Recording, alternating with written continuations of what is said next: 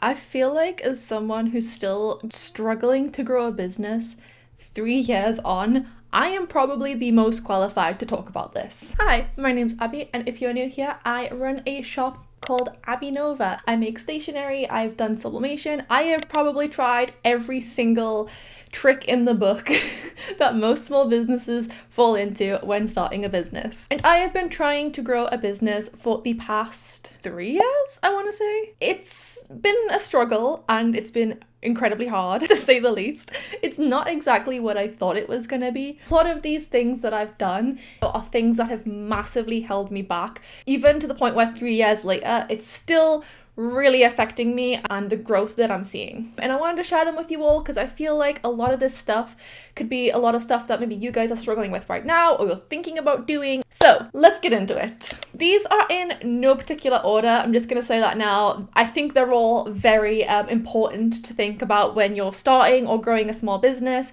So they're not in any order of importance. They're just take them as you will. So mistake number 1.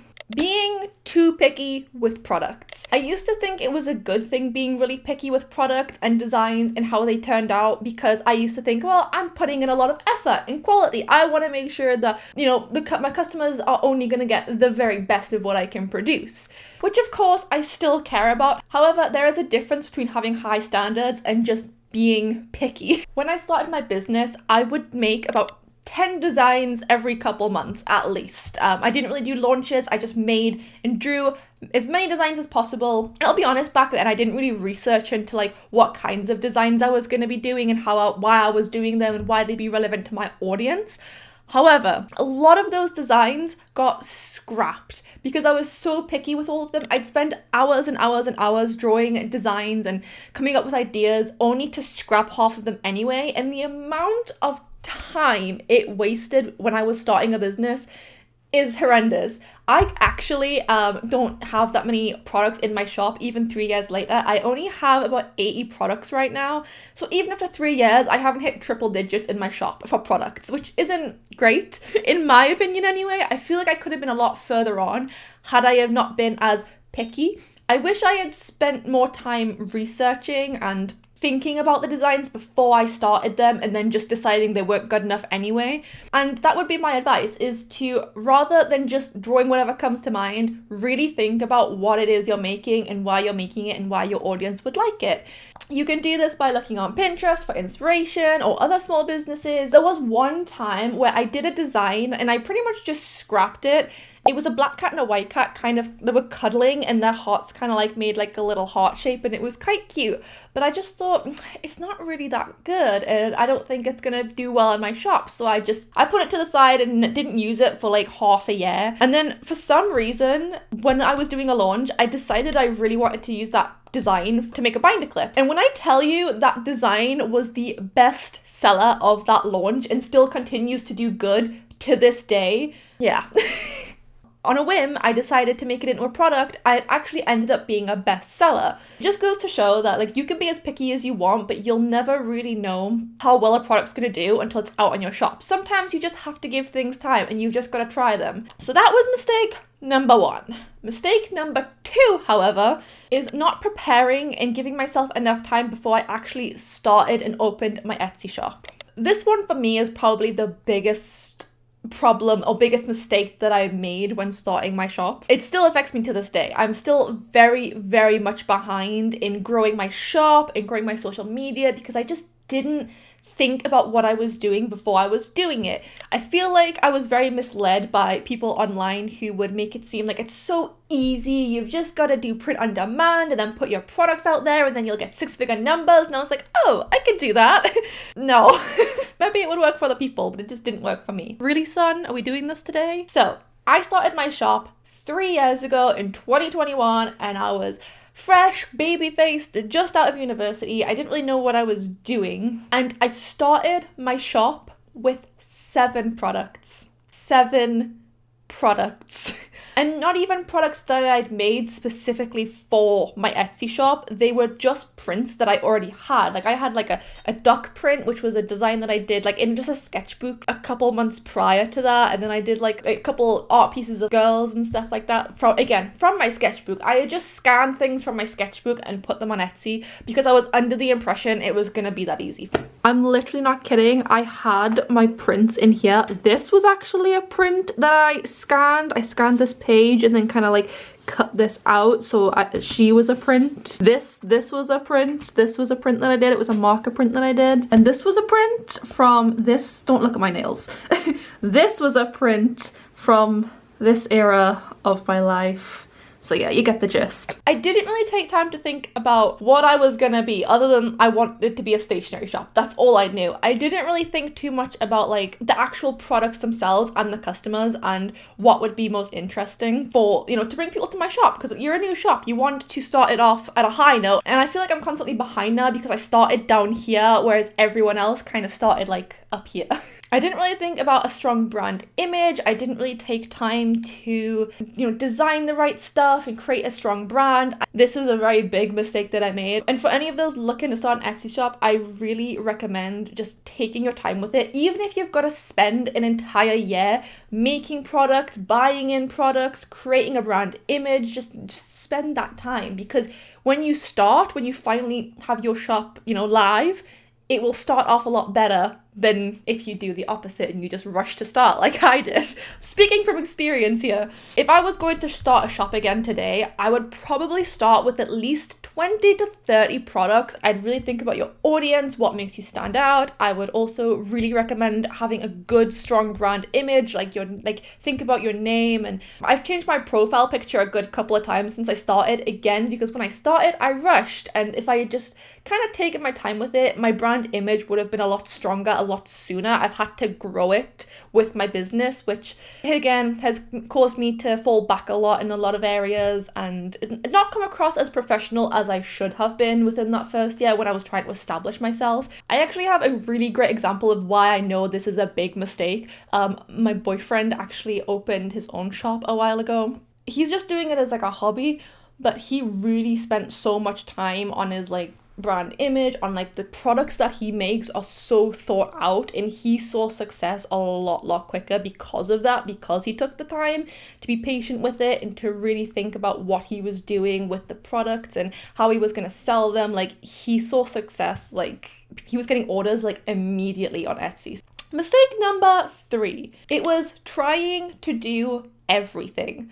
At the beginning of this video, you may remember me saying that I've done a bit of everything. I've done sublimation, I've done print on demand, I have done everything. Because when I started, I think it's an effect of what happened with the mistake number 2, which was not planning my shop launch better when I first opened. Because of that, I didn't really know what I was doing, and I felt like nothing was working because I hadn't really given it a good chance. I hadn't started in a good position, so when things weren't working out for me, I started to panic a little bit, and I started trying to do a bit of everything. I watched so many people on social media tell me, like, if you just do print on demand, you'll go from making no sales to making like hundreds. And I don't doubt these people. I don't necessarily think they're trying to lie or anything, because they've obviously seen success doing the same thing. I think it's just, I was very naive to the fact that that doesn't work for everyone. Some people do just get lucky. Some people just know what they're doing a bit more. A lot of them actually, they won't tell you outright, but a lot of them actually have had shops before the shop that became successful. They've tried and failed, but they just don't mention that, which is fine. They don't have to talk about their failures online, but I was very naive to the fact that people don't always give you the whole story. I started trying to do a bit of everything. I started listening to people telling me to do sublimation and then telling me to do like print on demand. I wanted to be a stationery shop, but I ended up just trying everything I could think of. And that also includes social media. I didn't really pick a social media in particular that I wanted to just focus on and grow. I kind of wish I just focused on YouTube and Instagram. Those are the main platforms that I focus on now. But back then I was trying to do TikTok, YouTube, Instagram. I was trying to do like Twitter, and I don't even like Twitter, or X or whatever it's called now. I never have liked that platform.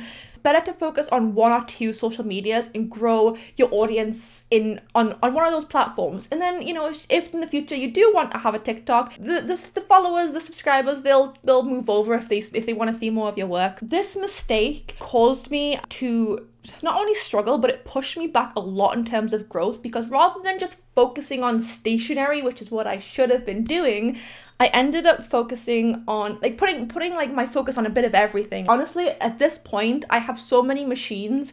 I don't even really do sublimation anymore. I do a couple of mugs and stuff. I don't regret buying my machines by any means. I just regret spending so much time and effort with those machines. I made so many skinny tumblers because at the time they were quite popular, and then the Stanley Cup came out, and I literally have never sold a skinny tumbler since. They have completely dropped off, and I spent all that time and money trying to do that, and it failed anyway, and it's not what I should have been focused on because I'm a stationery shop. And stationery shops can have mugs and cups and stuff. I am planning to have more in the future eventually. I just wish I hadn't have tried to do so much at once, I literally spent an entire year trying to do sublimation when I was advertising myself as a stationery shop, which is confusing for the customers, but also it's confusing for me. I don't know why I did that. If you want to be a stationery shop, stick to stationery at the beginning. It creates a stronger brand. Ever since I've made that switch from,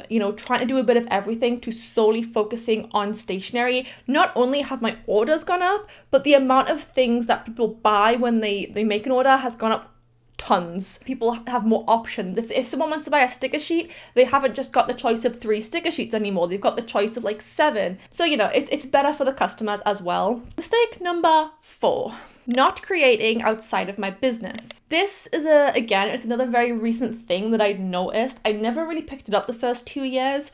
I'd say in the last 6 months, I've really noticed that I don't create as much for myself anymore. Don't get me wrong, I love doing product design. It's so fun. I just made a frog bookmark recently, and I really love trying to figure out how I'm gonna fit the design on this slim kind of canvas that I'm working with, and how I'm gonna make it look and how it'll all tie together in the end.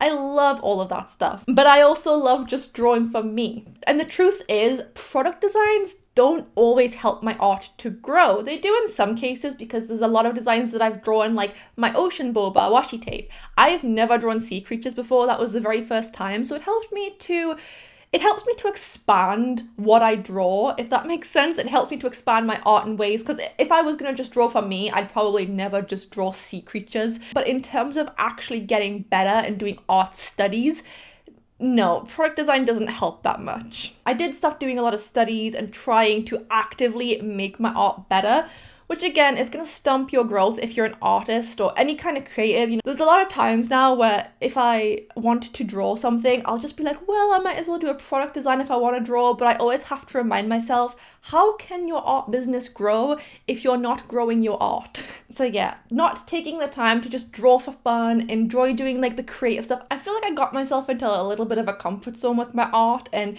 it's strange because I used to be the kind of person where I'd always be trying to do new things with my art and push myself a little bit. I used to do a lot of traditional art, but I don't do it anymore because I'm like, well, if I'm gonna draw, I might as well do product designs. So yeah, don't let your business stop you creating for fun.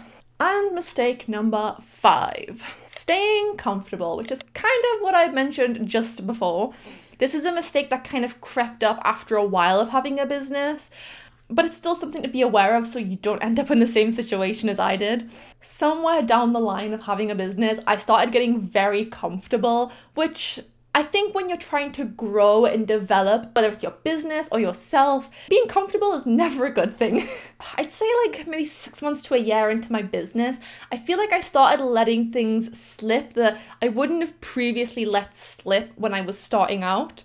Things like I stopped planning my social media posts. Rather than having an Instagram schedule, I was like, I'll just post whenever I have free time. I actually did that with YouTube. I've just started getting back into a schedule. I stopped planning things like what I was gonna do in the future, over the next month, and I just, little things started getting through the cracks that I feel like had a knock-on effect after a while. This year in particular has been very hard for me. I actually talked about that in one of my recent videos where I was mentioning how it's been a bit of a hard year for me in terms of growth. I haven't grown a lot this year, and this mistake is what has kept me from growing.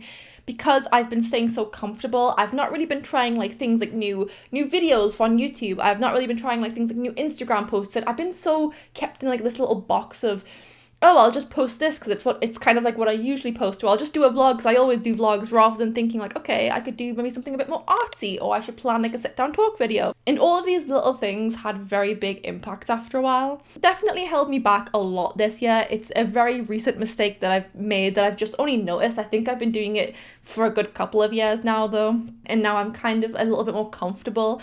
I'm not as, I don't know, I don't want to say I'm not as ambitious, but I'm definitely not, there's something missing. Again, don't want to say I'm not trying as like hard enough, but there's something missing. And I think all of these little things that I've just been pushing off, like I wanted to open a Shopify shop this year and I just didn't, and all these little things that I could have been planning on doing, they fell through the cracks, and that has held me back a lot. I actually haven't grown at all this year. If anything, it feels like I've went backwards a little bit, and this mistake has really, really affected my business and the growth of my business. So my advice to you for this one would literally just be, don't stay comfortable no matter what. If you feel comfortable, it might not always be a good thing. Try to think of ways that you could improve your social media. Maybe try a different kind of video format or a different way of posting. It slips through the cracks and it's so easy to push aside. Even things like, I don't know, if you want a new Etsy banner, it's easy to just push it to the side and be like, oh, it's just an Etsy banner. I've got one currently, it'll be fine. The little things will build up. Again, I am someone who has struggled a lot these past 3 years. I feel like I haven't grown half as much as what I could have potentially grown if I had avoided these things, if I had thought about things a bit more, if I had stopped letting things fall through the cracks. So I really wanted to share these with you guys because I don't want any of you to like go through the same thing of like having a business for 3 years, wondering why you're not growing, realizing why you're not growing. And it's like hindsight. You only see the mistakes you've made once you've made the mistakes. So I'm kind of hoping that in sharing this video, a lot of you guys can completely avoid those mistakes and you can grow a business a lot faster than I was able to. I've learned a lot. I think the fact that I can look back and I can identify these mistakes now just shows how much I've grown. So I'm actually quite proud. I've seen a lot of progress in that sense. Sometimes making mistakes can be good.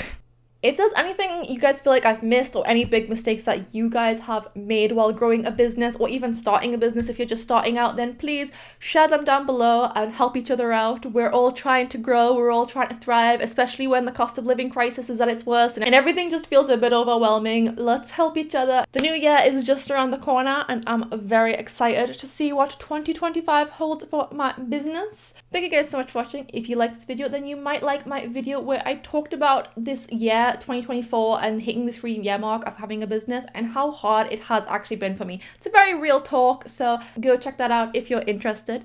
Thank you guys so much for watching, and I'll see you in the next one. Bye!